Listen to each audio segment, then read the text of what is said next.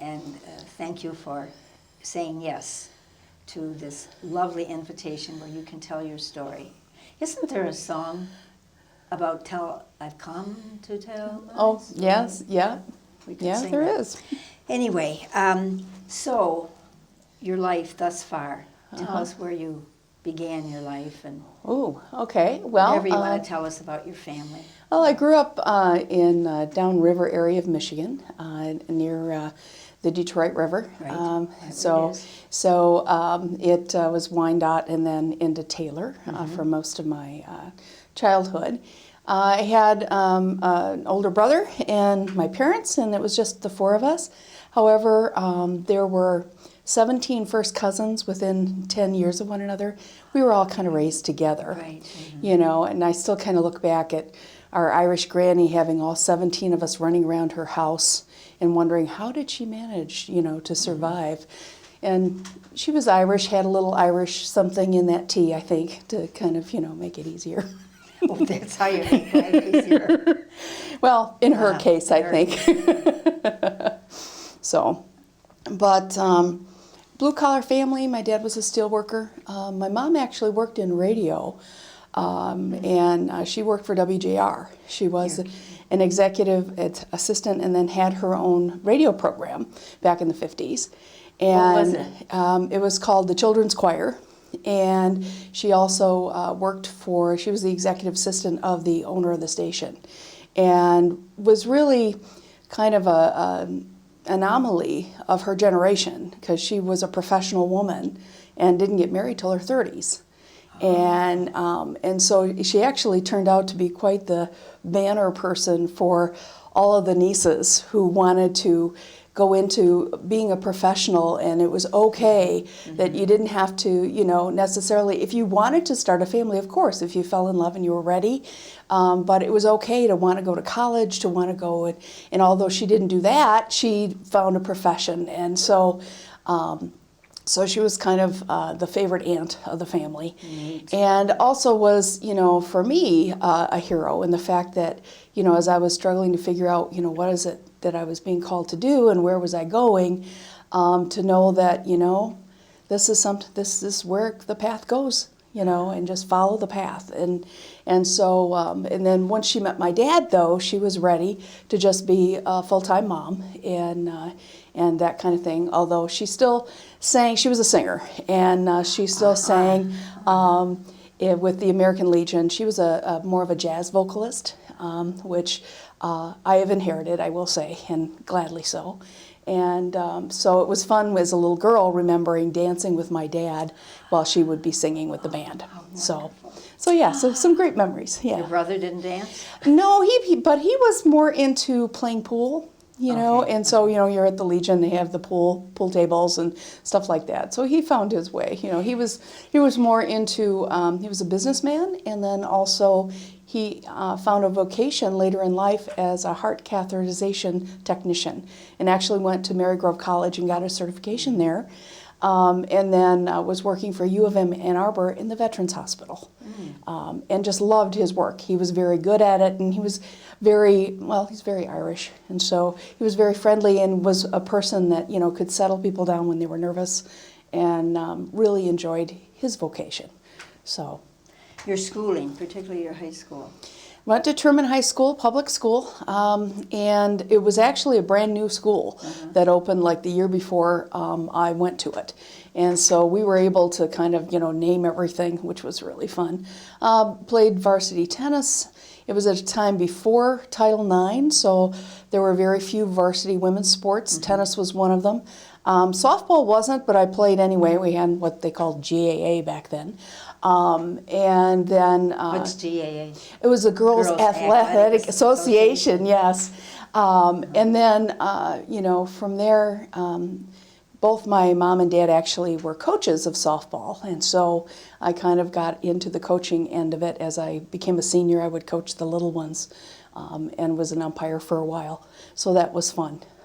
Growing up in Michigan, you know, it was always what sport's going on, you know, depending on the season. So, you know, in the wintertime, you put the skates on and you went and skated on the pond.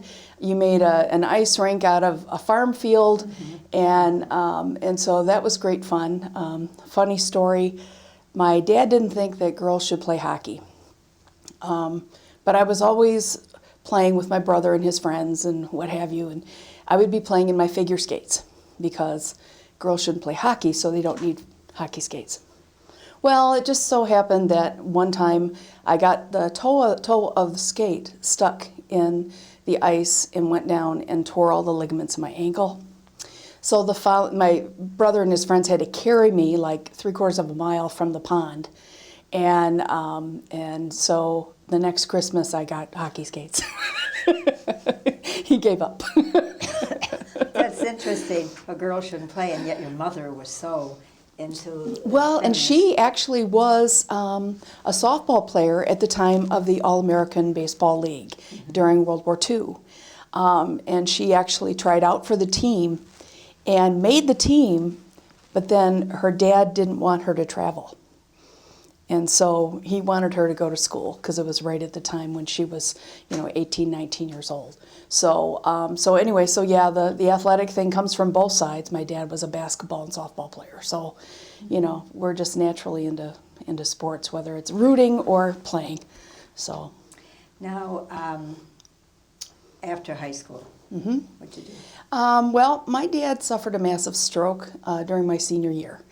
And so my original plan, I had an academic scholarship to Lake Superior State College, but I knew that I couldn't do that, my mom needed some help. So I stayed home and went to Henry Ford for a year and a half and realized that that's the first time I met an Adrian Dominican sister, because Sister Mary James Hickey was my chemistry professor and was very encouraging for me to continue on in science and math, which I still remember to this day.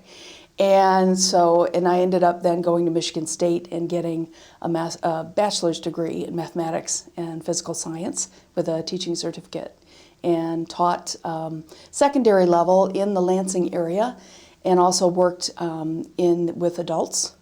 And that's where I found a real love. It was like working with the adults, helping them get their GEDs, get their high school equivalency, working with youth that were not welcome in other schools anymore, and just had a rapport that, it was a good fit.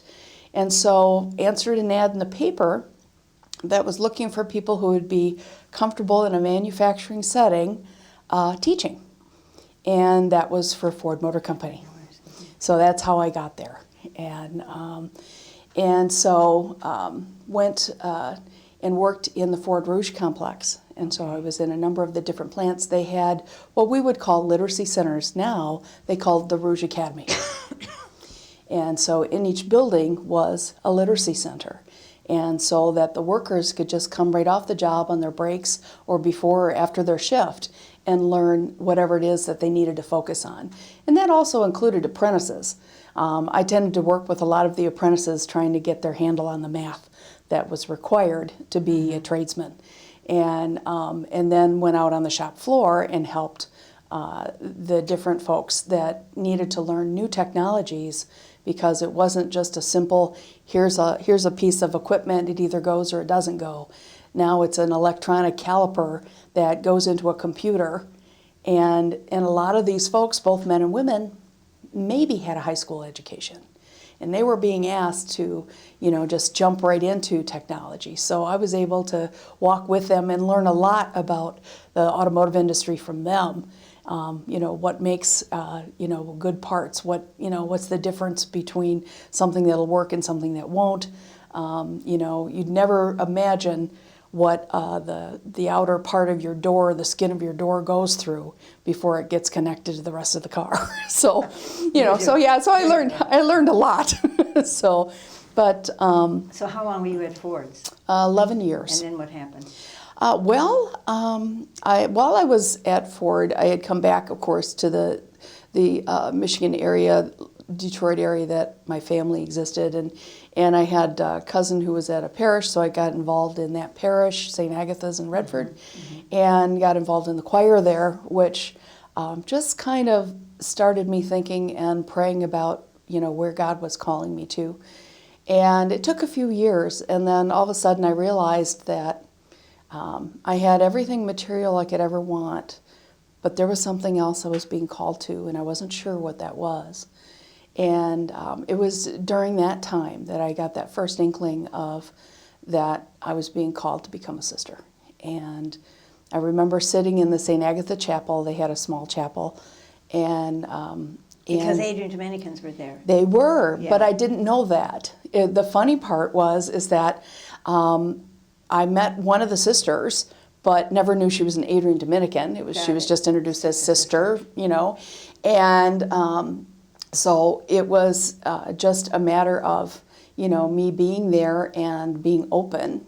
And I remember hearing the word sister and kind of opening my eyes and looking around, thinking, "Okay, is there somebody in this room?" There wasn't. And then it was like, okay, what is a sister today? And I really didn't know. And so I had to do some research and realize that, sisters were as broad as you can imagine in terms of the different ministries and the calling and their gifts. And so that's when I realized that God was calling me to be a sister based on who I was and who God had created me to be up to that point. Because I always felt like, a sister is supposed to be holy and fits in a box, and I was neither of those. And then, as I went through the discernment process and doing some research, it was a time when the internet was just coming on, and we were one of the few congregations that actually had a web page. But all the web page had, which was enough for me, was our mission and vision. Mm-hmm. And when I read that, I knew that is what God called me to. You didn't see any bulletin boards down 94? Was that before? That came shortly after I entered discernment, yes. Okay. And then, of course, my family, of course, all saw the Adrian Dominican Sisters on the billboards, and they all called me and said, "Oh, is this the group that you're going to join?" And I'm like, yes. So, yeah, the billboards. But I thought that was kind of a neat thing, and actually sparked a lot of discussion at work. Oh, did it? Yeah. So anyhow. So then, I entered into discernment. I was kind of paired up with Sister Terry Ann DeYonker, and got to know the sisters in the ANDU in the Detroit area, and was there on Tuesday nights for evening prayer that the community was invited to. And so women from the community, as well as, sisters and whomever who wanted to come, were welcome. And so that was my introduction to the Adrian Dominicans. Terry Ann was so faithful to that Tuesday. So faithful. Absolutely. And so it made it easier for others to be faithful, when you knew that it absolutely was going to happen. And then it was funny because it was shortly after that I had a conversation with my aunt, which was my mom's only living sister at that point. She's the youngest. She's still with us, actually. And, I was talking about the Adrian Dominican Sisters, and she's like, "Well, we all were taught by them." That's right. And all of them were taught by, at St. Bridget's, and then a couple at Resurrection High School. And so I had to laugh because, then I found out about the Adrian Dominicans being at St. Agatha, and I thought, wow, obviously this is where I'm supposed to be. I've been surrounded by Adrian Dominicans for years and never knew it. So excited. Just infused Absolutely, by the Spirit. yes. Yeah. So. And so then? Well, after I entered, after initial formation, I was asked actually to go to our high school, Regina Dominican High School. And so I was there along with a few other sisters. And we were asked to join the convent community and join the school community in whatever way we could serve. And so, of course, my first thing went to sports because I knew that that's where I could help, where I could, be supportive. And the other part was creating what was called the Academic Resource Center, which allowed especially freshmen coming into a college prep high school who had never learned how to study for a comprehensive exam. So it was, where can my gifts fit? And there were lots of places. And then I started studying for my master's in theology. And so then I also took on being a theology teacher while I was there. Did you ever take voice lessons? Your voice is beautiful. Actually, not until about 2 years ago. Yeah. No, never. I knew I could sing and was very shy about it, actually. And never really sang solo until my cousin taught me about being a cantor.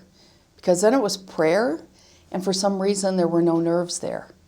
When it was prayer, I was focused on the fact that it was God using me to help the community pray. And so that's what, makes it such a joy for me.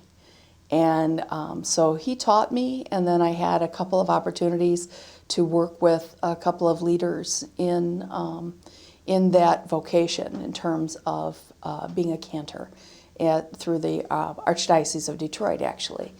And so when I came, I was a pretty experienced cantor, and what I love about cantoring with our sisters is listening to them sing. I love when I'm, leading a psalm, the psalm response, having the sisters sing back to me is wonderful. And the way you do it, though, the way you sing, energizes us to respond that way. Thank you. That is like the greatest compliment I think a cantor can ever get you make me want to sing, because that's what we're supposed to do. It's not a performance. It's not a time for a solo. It's a time for the community to sing and to praise God through song. And that old adage, if you sing, you're praying twice. And it's like, hey, why not? That's... And what I found, though, is that I had a lot to learn. We had a lot of sisters who have studied, who are very experienced, and, there was a lot I realized I didn't know. And so it's been a blessing to be able to work with Vivian Detbarn-Slaughter, who's has Lake Art Studio. And she at one time was our musician here, and so that is her profession. Yeah. Yes. Actually, that was one of the things that made me most comfortable when I first came. Was her husband Tom and I clicked immediately, and there were times I was in Ratisbon when I first got here. That was the formation house, and he and I would have these little sessions in Holy Rosary. He would just start playing a Beatles tune, and I would just join right in, or we would just kind of do something fun. And so he encouraged me and brought me into the music area, with the sisters, because it's kind of intimidating, to just kind of, when there's so many that are so gifted, and you're kind of like, more than art. So I really enjoyed working with him, and so that kind of broke the ice for me musically while I was here. So a lot of your background really laid the foundation for your present ministry at Siena Heights University. Can you share a little bit of that with us? It did. What was really fun was getting the call about applying for this position, because I felt like for the first time the congregation was asking me to use the tools in my toolbox. Having a background in training and development, having one that works with all different ages and groups of people, and of course, totally embracing and believing in the mission. And I always, when I meet new families who are on tour and they come by our area, I always say that my major role is to help us celebrate how we live the mission, because we do live the mission beautifully.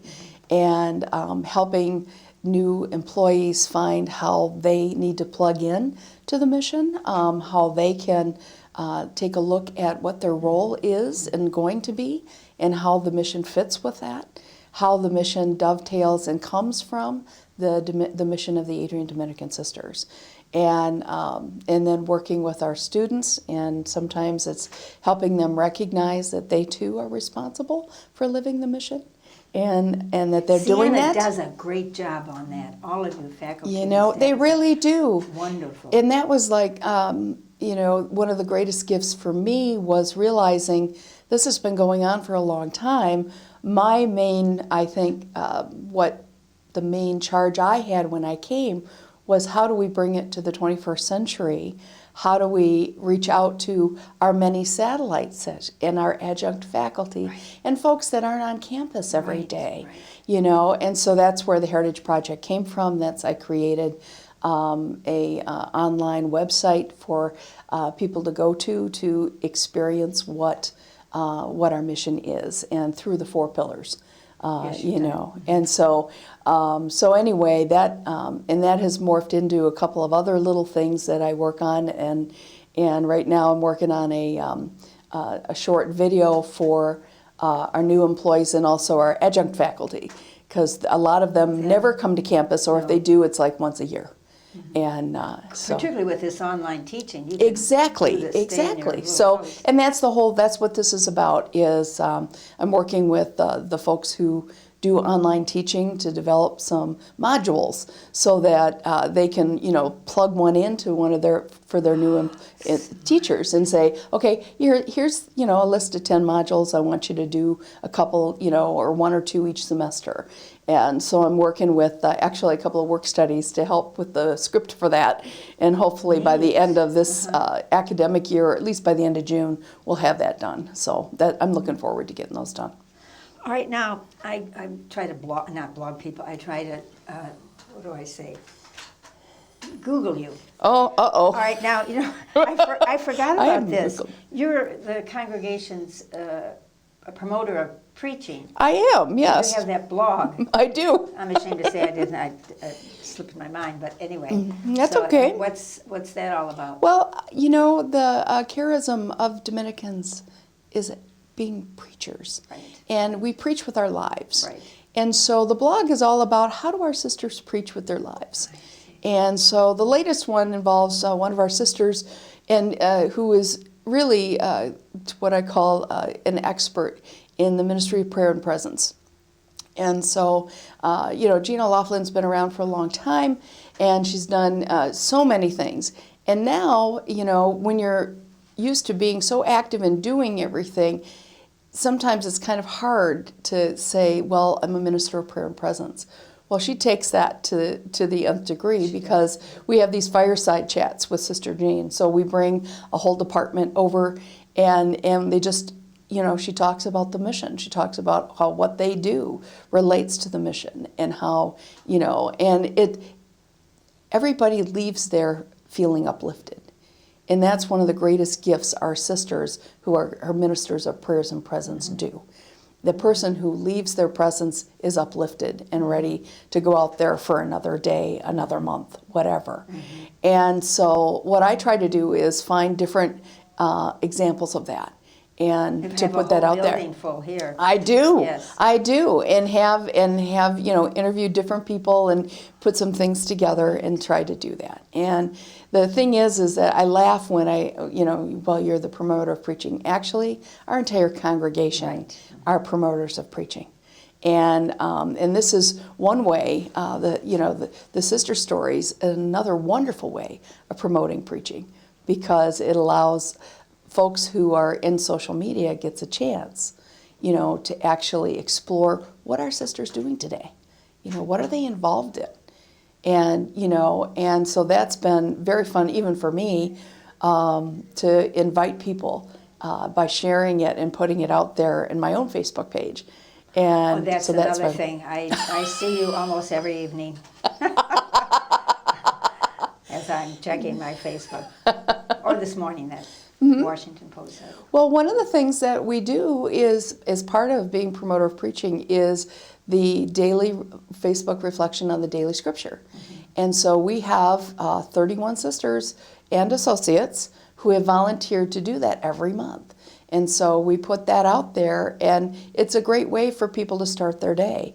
And I've had a few friends who've hooked onto it now, you know, and they said, "You mean that you do this every day?" And I said, "Yeah." I said, "It's a great way to start your morning, is with scripture, and then with, you know, what's one person's response to it." So you started that, you initiated that? I did not. That actually started through Jean Wiest, one of our sisters, who's now in Kentucky. And so I believe it's been going on almost 8 years now.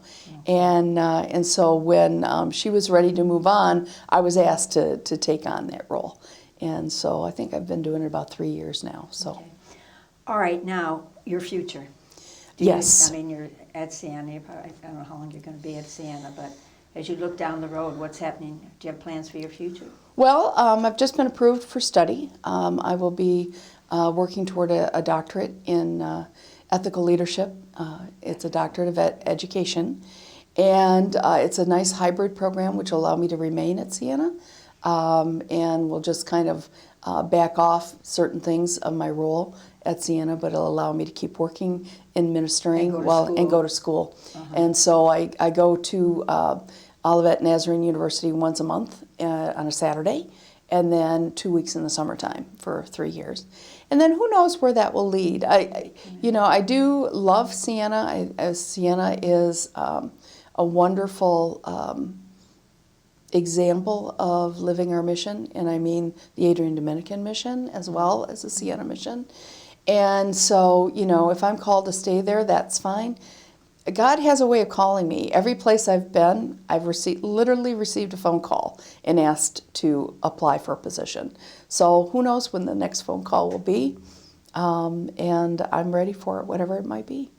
And you listen well to what God is calling you to, and it's very evident by your life thus far. Thank you. Anything else you want to say to us? I guess just, this has been a delightful time to spend with you. Yeah. We've gotten a chance to know each other, which is really kind of fun, right, so that's nice. Yeah. And so I hope that this ministry continues for a long time. Thank you again. And you got a lot in 30 minutes when you think of, our lives are so much bigger than 30 minutes. So thank you, and God bless you and all that you're doing in the future. Thanks, babe.